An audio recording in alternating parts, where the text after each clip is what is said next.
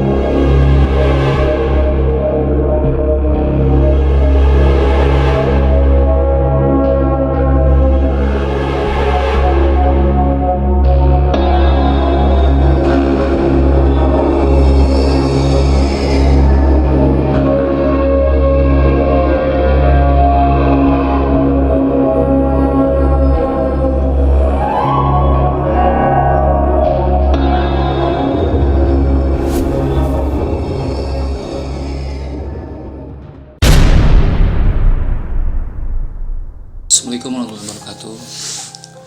Terus semua, saya menyambung part 2 yang kemarin saya bahas mengenai perjalanan spiritual tim Tidul Misteri menuju Gunung Gede. Jadi dulu semua, di part 2 ini akan melengkapi teka-teki yang selama ini ternyata di kehidupan spiritual kami akhirnya terjawab di usia 34 tahun gitu. Jadi perjalanan menuju Gunung Gede ini sebenarnya tidak kami rencanakan dulu semua. Setelah di part 1 saya menceritakan mengenai terakhir ketika saya dibawa ke Ustadz setelah di perjalanan di dalam mobil saya tidak bisa menahan kesadaran. Akhirnya saya ke rumah Pak Ustadz. Itu kesadaran saya benar-benar sudah menipis dulu semua. Jadi posisi antara ini ingat dan tidak ingat itu hampir sekitar 50-50. Satu sisi saya sendiri sadar akan semua gerakan yang saya lakukan, tapi satu sisi juga saya benar-benar merasa aneh ketika tangan saya, suara saya, dan kaki saya melangkah seperti gerakan macan. Saya bertanya kepada Pak Ustadz sambil si sosok yang masuk ke dalam tubuh saya itu mengendalikan saya. Saya juga bertanya, Pak Ustadz, ini saya stop apa saya lepaskan saja? Kata Pak Ustadz, biarkan saja. Kita pengen tahu apa maunya sebenarnya sosok astral yang masuk ke dalam tubuh saya. Akhirnya saya lepaskan saja. Itu saya hampir mengelilingi ruangan rumah Pak Ustadz itu hampir 2 putaran semua. Jadi seperti macan yang sedang berjalan, saya terus melangkahkan kaki di antara sadar dan tidak sadar. Pikiran saya sadar, tetapi gerakan saya itu saya tidak bisa ambil alih karena saya sudah dikontrol oleh makhluk astral tersebut. Saya kaget, oh mungkin ini yang dinamakan kerasukan ya dulu semua. Cuman yang jadi permasalahan saya sadar. Sementara saya sebagai orang awam mengetahuinya ketika kerasukan itu kita seolah-olah dibawa ke alam lain atau seolah-olah kita pingsan. Akhirnya setelah mengelilingi dua putaran di dalam ruangan rumah Pak Ustadz, akhirnya si sosok itu berhenti. Dan dia ditanya oleh Pak Ustadz, Aki siapa? Maunya apa? Aki itu sambil mengeluarkan seperti geraman atau auman macan. Dia bilang ke Pak Ustadz, dan saya juga menyadarinya. Saya ini salah satu karuhun anak ini yang selama ini menjaga dia. Cuman selama ini anak ini tadi berada jauh dengan karuhunnya gitu. Dan ketika usia 34 tahun, kebetulan pada saat itu bulan Maret, akhir Maret, kebetulan usia saya 34 tahun itu di April, tanggal 24 April. Nah, si sosok ini bilang dia akan mengalami pertambahan usia nanti di 34 tahun, makanya saya memanggil dia. Sebenarnya sudah lama katanya memanggil saya, tetapi namanya saya juga tidak tahu dan tidak sadar apakah itu seperti dalam hati bicara itu sosok saya sendiri apa memang bukan. Cuman selama ini ya saya, adapun yang membisiki itu ya saya anggap itu bagian dari hati saya, mungkin ketika saya capek. Cuman si kakek itu bilang, sosok yang di dalam tubuh ini, saya salah satu karunia yang selama ini memanggil dia untuk mendekatkan kepada karun-karunnya gitu. Dan terima kasih ke Pak Ustadz katanya, akhirnya dia bisa menyatu dengan tubuh saya pada saat itu. Saya menyadari ucapan karunia itu, dan ketika ditanya oleh Pak Ustadz, kakek siapa? Dia bilang dia salah satu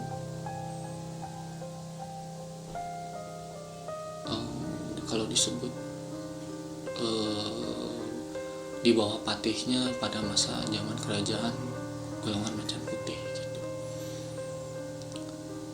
Kalau bahasa Sundanya disebut Dangyang, kalau bahasa Indonesianya mungkin salah satu penguasa kadipaten gitu.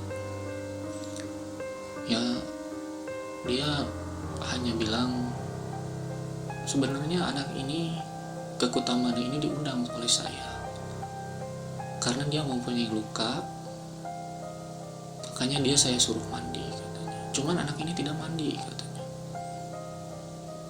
Akhirnya ketika portal gaib itu terbuka, si Eyang ini takut ada sosok lain yang masuk kepada tubuh saya. Akibat portal gaib saya terbuka gara-gara peristiwa di Hotel Angker itu. Akhirnya dia mengirimlah bersama dia dari Gua Kutamana itu menuju perjalanan ke rumah. Dia ikut sama pengawal-pengawalnya. Yang saya rasa sih waktu itu hanya panas, terbakar dari leher ke punggung. Ternyata yang Ustadz lihat itu ada 3 sosok. Jadi yang 2 sosok ini memang pengawal dari Gua Kutamana, yang 1 sosok memang selama ini yang menjaga saya dulu semua. Akhirnya setelah dibukakan oleh Pak Ustadz mengenai proses menyatunya saya dengan kalau mungkin ya saya juga awam, mungkin hodamnya gitu.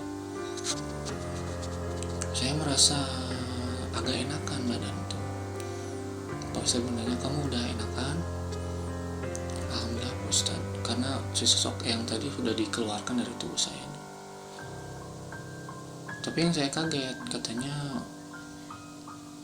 saya di dalam hati itu ada yang ngobrol gitu dengan saya. Tapi saya perjelas lagi, ini hati apa bukan gitu yang berbicara, hati saya. Akhirnya saya perjelas, ternyata sosok ini berbicara melalui mulut saya gitu. Saya bertanya, dia langsung jawab gitu melalui mulut. Nah ini yang saya merasa kaget dulu semua. Saya pun tidak menyangka bisa mengalami kejadian spiritual seperti itu gitu. Saya bertanya kepada Ustadz, bagaimana ini? Gak apa-apa, dia niatnya menjaga kamu. Walaupun nanti selama ini juga kamu bisa mengontrolnya, pertahankan itu ya, kamu berusaha mengontrolnya saja. Namun Pak Ustadz juga cerita, ketika si kakek yang masuk ke dalam tubuh saya sebelum dikeluarkan, dia bilang, suruh anak ini nanti bulan depan itu harus ke Gunung Gede. Hanya itu yang diucapkan kakek itu sebelum dikeluarkan oleh Pak Ustadz. Dan Pak Ustadz menyampaikan amanat tersebut ke saya untuk nanti bulan April saya menuju ke Gunung Gede. Karena posisinya waktu itu akhir Maret mau awal bulan, saya datang ke Pak Ustadz dan mengalami kejadian dari Gua Kutamana. Dan yang lebih saya heran, ternyata saya menemukan teka-teki kenapa dalam hati saya ingin ke Kutamana setelah saya mengalami gangguan di hotel angker di Sukabumi. Jadi dulu semua tanpa saya sadari, sebenarnya ajakan di dalam hati, bisikan hati selama ini adalah ternyata bisikan kakek yang masuk ke dalam tubuh saya. Jadi ketika posisinya portal gaib terbuka, si kakek itu mengajak-ajakan Gautama ini untuk ternyata untuk mengobati luka yang ada di dalam leher dan punggung saya di belakang. Jadi kalau menurut Pak Ustadz, luka itu salah satunya bisa diobatin di Gua Kutamana.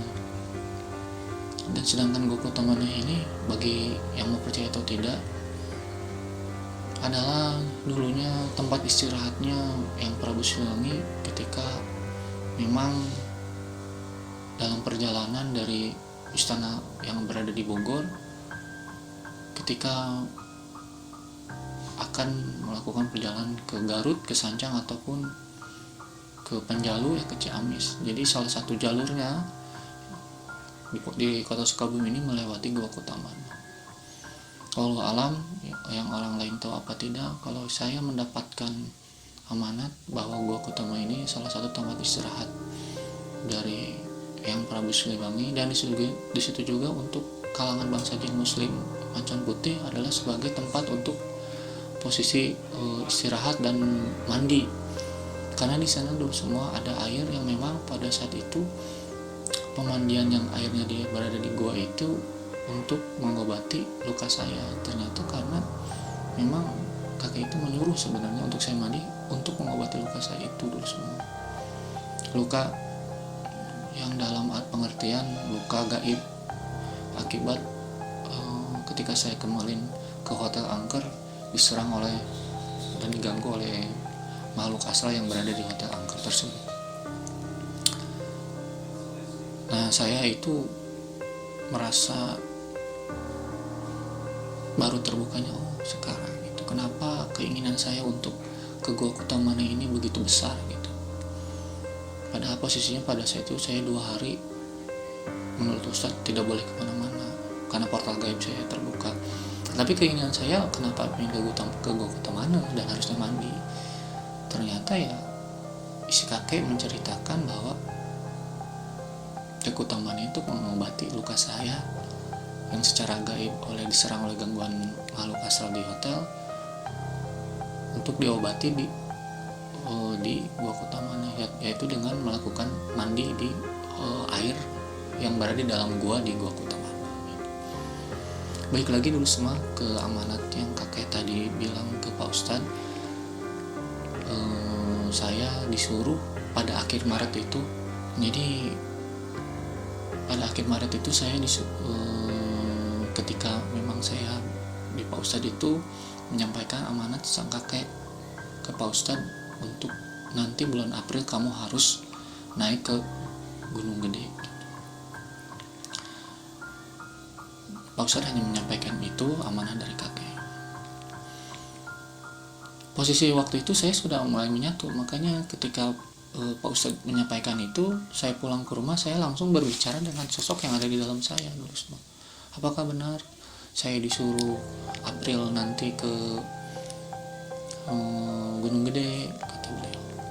Kata beliau, kamu harus ke sana, karena bukan hanya kamu yang diundang ke sana, hanya turunan-turunannya yang nanti bulan April diundang ke sana. Nah itu saya ketahui di bulan Maret dulu semua. Dan posisinya ada kejadian menarik kenapa saya April harus ke sana gitu. Dan harusnya menurut kakek itu saya itu ke sana tanggal 16 April dulu semua. Namun saya menuju Gunung Gede tanggal 16 April ada keperluan, sehingga saya akhirnya naik ke Gunung Gede itu pas hari ulang tahun saya tanggal 24 April 2021. Nah nanti ada kejadian yang kenapa selama ini saya disuruh ke Gunung Gede harus tanggal 16 April semua. Karena kakek itu bilang ke saya, karena nanti yang akan naik ke sana bukan hanya saya, ada turunan-turunan lain yang memang naik juga ke sana. Singkat kata, akhirnya saya mengajak Kang Ido dan Kang Manan untuk tanggal 24 April itu menuju ke Gunung Gede dulu semua. Akhirnya kita berangkat dari Sukabumi menuju ke Gunung Gede. Entah kenapa dulu semua ini adalah pendakian kami pertama bertiga. Ini benar-benar pendaki pemula gitu. Jadi ketika kami ke sana, saya sebelumnya bertanya dulu ke saudara saya untuk naik ke Surya Kencana ke Gunung Gede itu mulai jalur mana? Kata dulu saya kalau bahasa Sundanya, kalau bahasa Indonesianya saudara ya, kata saudara saya itu kalau kamu mau ngambil jalur cepat untuk menuju alam Surya Kencana, kamu harus melalui Via Putri katanya.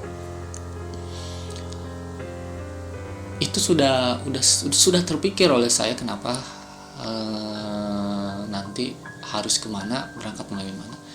Namun pada kenyataannya ketika saya berangkat jam 3 pagi, saya berangkat dari rumah pas bulan puasa, dan saya dan bersama Kang Ido berangkat dari rumah lalu menjemput Kang Manan di Sukabumi. Saya sekitar pukul 5:30 kami tiba di lokasi. Itu kami